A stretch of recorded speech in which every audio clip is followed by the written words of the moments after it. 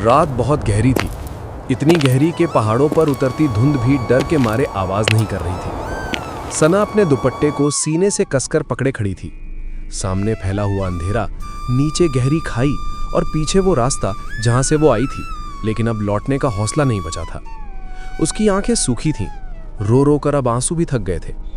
सब खत्म हो चुका है, उसने खुद से कहा। 3 महीने पहले उसका शौहर आरिफ अचानक लापता हो गया था। ना कोई झगड़ा, ना कोई अलविदा। बस एक सुबह वो घर से निकला और फिर कभी वापस नहीं आया।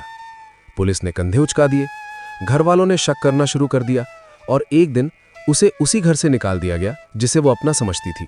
अब उसके पास ना घर था ना सहारा, बस ये पहाड़ और उसकी चुप्पी। तभी पीछे से एक आवाज आई, यहां खड़े रहना ठीक नहीं है बेटी।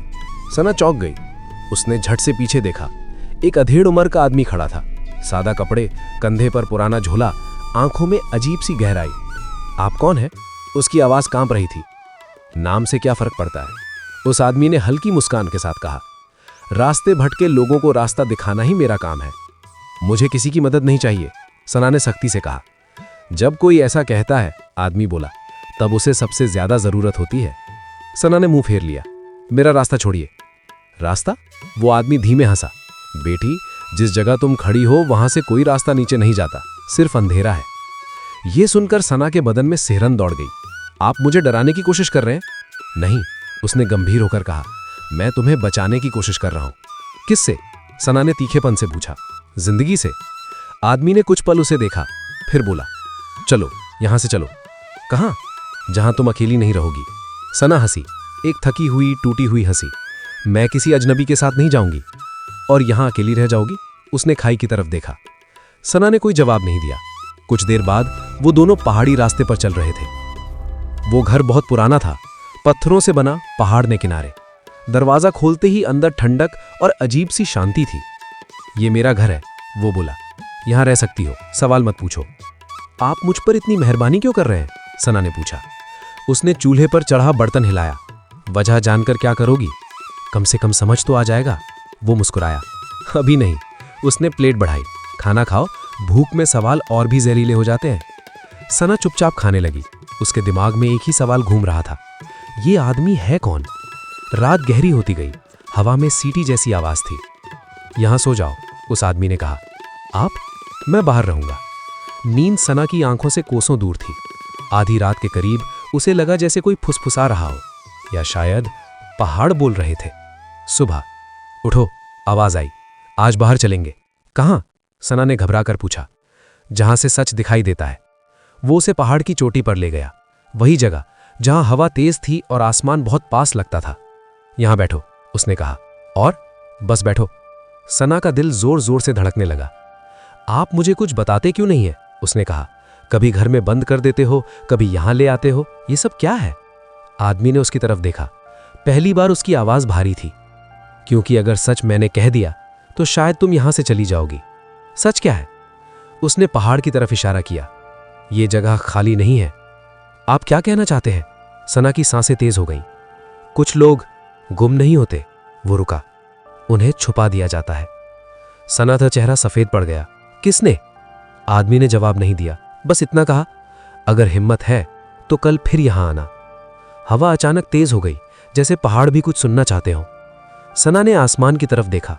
उसे पहली बार लगा शायद आरिफ अब भी कहीं है। उस रात सना सो नहीं पाए। बाहर हवा की आवाज अब सीटी जैसी नहीं लग रही थी, बल्कि किसी की फुसफुसाहट जैसी थी। उसे बार बार लग रहा था जैसे कोई उसका नाम ले रहा हो। सना। वो उठकर बैठ गई। कमरे में अंधेरा था, लेकिन खिड़की से आती चांदनी फर्श पर टेढ़ी मेढ़ी परछाइयां बना रही थी। उसका दिल जोर से धड़क रहा था। ये सब मेरा वहम है, उसने खुद को समझाया। लेकिन तभी दरवाजे के बाहर किसी के कदमों की आहट आई। सना ने धीरे से पूछा, कौन है? कोई जवाब नहीं। वो हिम्मत करके दरवाजा खोलने ही वाली थी कि बाहर से वही अधेड़ आदमी बोला, दरवाजा मत खोलो। आप? सना ने राहत और डर दोनों महसूस किए। मैं नीचे हूं, उसने कहा, और तुम्हें चेतावनी देने आया हूं। किस बात की? कुछ पल की खामोशी, फिर उसकी आवाज आई, ये पहाड़ रात में बातें करता है और हर किसी से नहीं। सना के रोंगटे खड़े हो गए। आप मुझे डराने की कोशिश कर रहे हैं? नहीं, वो बोला, मैं तुम्हें तैयार कर रहा हूं। अगली सुबह सूरज निकला तो पहाड़ बिल्कुल अलग लग रहा था। डरावना नहीं, बल्कि बहुत शांत। कल जो कहा था, सना ने धीरे से पूछा, उसका क्या मतलब था? आदमी लकड़ी काटते हुए बोला, मतलब वही जो तुम समझ रही हो। आरिफ जिंदा है? सना ने सीधे सवाल कर दिया। लकड़ी काटने की आवाज रुक गई। आदमी ने उसकी तरफ देखा। उसकी आंखों में अब मजाक नहीं था। हाँ। सना की टांगों से जैसे जान निकल गई। वो पास के पत्थर पर बैठ गई। तो वो मेरे पास क्यों नहीं आया? क्योंकि वो आ नहीं सकता जब तक तुम उसे वापस नहीं लाती। मैं? सना हंस पड़ी, कड़वी हंसी। मैं तो खुद टूटी हुई हूं। यही वजह है, उसने कहा, पहाड़ हमेशा टूटे हुए लोगों को चुनता है। सच की पहली परत। वो उसे जंगल के अंदर ले गया, जहां पेड़ इतने घने थे कि धूप भी डरकर अंदर नहीं आती थी। यहां रुको, उसने कहा। क्यों? और पीछे मुड़कर मत देखना, उसने सख्त लहजे में कहा। सना का दिल जोर से धड़कने लगा। अगर पीछे से कोई आवाज आए तो? उसने पूछा। तो समझ लेना, वो बोला, कि तुम्हें पुकारा जा रहा है। किसके द्वारा? उसने जवाब नहीं दिया, बस जंगल में गायब हो गया। कुछ ही देर में सना, वो आवाज बहुत जानी पहचानी थी। उसका गला सूख गया। आरिफ? उसके होंठ कांपे। पीछे देखो। सना का पूरा बदन कांप रहा था। दिमाग कह रहा था मत देखो, लेकिन दिल तो पहले ही हार चुका था। वो धीरे धीरे मुड़ी। पीछे कोई नहीं था, सिर्फ पेड़ और जमीन पर पड़ा हुआ एक पुराना फटा हुआ जूता। आरिफ का जूता। सना की आंखों से आंसू बह निकले। ये यहां कैसे? तभी वही आदमी सामने आ गया। अब यकीन हुआ? उसने पूछा। ये सब क्या है? सना चीख पड़ी। आप मुझे पागल बना रहे हो? नहीं, उसकी आवाज भारी थी। मैं तुम्हें उस जगह ले जा रहा हूं जहां से लोग लौटते नहीं, लेकिन सच जरूर लौट आता है। शाम को उसने पहली बार अपना नाम बताया। मेरा नाम जफर है। आप यहां क्यों रहते हैं? सना ने पूछा। जफर ने पहाड़ की तरफ देखा। क्योंकि मैंने भी किसी को खोया था। कौन? मेरी बेटी, उसने धीरे से कहा। और मैं उसे ढूंढते ढूंढते यहीं का हो गया। सना चुप हो गई। जो लोग यहां गायब होते हैं, जफर बोला, वो किसी और जगह कैद हो जाते हैं। एक ऐसी जगह जो दिखती नहीं लेकिन महसूस होती है। और वहां जाने का रास्ता? जफर ने उसकी आंखों में देखा। तुम हो। रात फिर उतर आई। आज दूसरी रात थी। पहाड़ की हवा भारी लग रही थी। कल आखिरी दिन होगा, जफर ने कहा। और अगर मैं नाकाम रही तो? सना ने पूछा। जफर ने पहली बार सिर झुका लिया। तो ये पहाड़ एक और कहानी अपने अंदर दबा लेगा। दूर कहीं किसी ने फिर पुकारा, सना। और इस बार वो आवाज रो रही थी। तीसरी रात सबसे भारी थी। हवा थम सी गई थी, जैसे पहाड़ भी सांस रोके इंतजार कर रहा हो।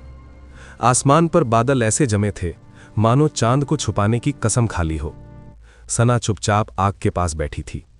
जफर सामने पत्थर पर, आंखें बंद, जैसे किसी से बात कर रहा हो या किसी चीज से। आज? सना ने खामोशी तोड़ी। जफर ने आंखें खोली। हां, आज। मुझे क्या करना है? उसकी आवाज कांप रही थी। जफर उठा। जो अब तक नहीं किया, डर का सामना। वो जगह, वो उसी चोटी पर पहुंचे जहां सब शुरू हुआ था। लेकिन आज जमीन अलग लग रही थी, हवा अलग, खामोशी अलग। यहां खड़ी रहो, जफर ने कहा, और जो सुनो उस पर भरोसा मत करना। तो किस पर करूं? सना ने पूछा। जफर ने उसकी तरफ देखा। खुद पर। उसने जेब से एक पुरानी तस्वीर निकाली। जफर, एक छोटी लड़की और पीछे यही पहाड़। ये? सना ने पूछा। मेरी बेटी आयरा, जफर बोला। वो भी किसी की आवाज सुनकर यहां आई थी। सना की सांस रुक गई। आपने कहा था आप उसे ढूंढ रहे हो। जफर की आंखें भीग गईं। नहीं सना, मैं उसे वापस नहीं ला सका।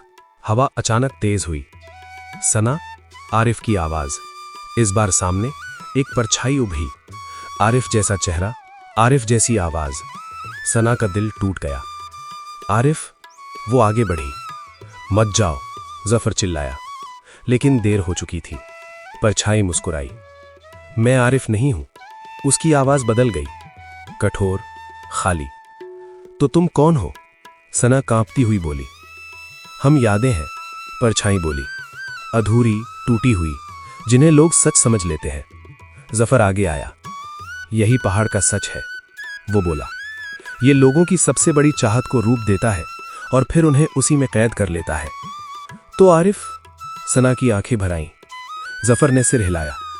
नहीं, वो यहां आया था तुम्हें ढूंढते हुए, और पहाड़ ने उसकी आवाज पहन ली। परछाई ने हाथ बढ़ाया। मेरे साथ आओ, सब ठीक हो जाएगा। सना की टांगें कांप रही थीं। दिल कह रहा था बस एक कदम, लेकिन उसे जफर की बेटी की तस्वीर याद आई, घर की दहलीज, और वो रात जब उसने हार मान ली थी। सना ने आंसू पोंछे। अगर तुम सच होते, वो बोली, तो मुझे जाने से नहीं रोकते। उसने पीछे कदम लिया। हवा चीखने लगी, परछाई बिखरने लगी। नहीं, वो आवाज गूंजी। सना ने जोर से कहा, मुझे मेरा दर्द वापस चाहिए, पर झूठ नहीं।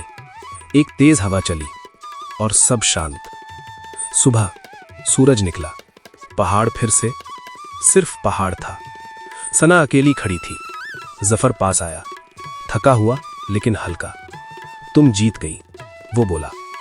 आरिफ? सना ने धीरे से पूछा। जफर ने आसमान की तरफ देखा। वो अब कैद नहीं है। सना ने आंखें बंद की। दर्द था लेकिन डर नहीं। नीचे गांव की सड़क दिख रही थी। आप? सना ने पूछा। जफर मुस्कुराया। मैं यहीं रहूंगा, किसी और को रास्ता दिखाने। सना ने सिर झुकाया, फिर चल पड़ी। पहाड़ के पीछे जरूर एक परछाई थी, लेकिन अब वो पीछा नहीं कर रही थी।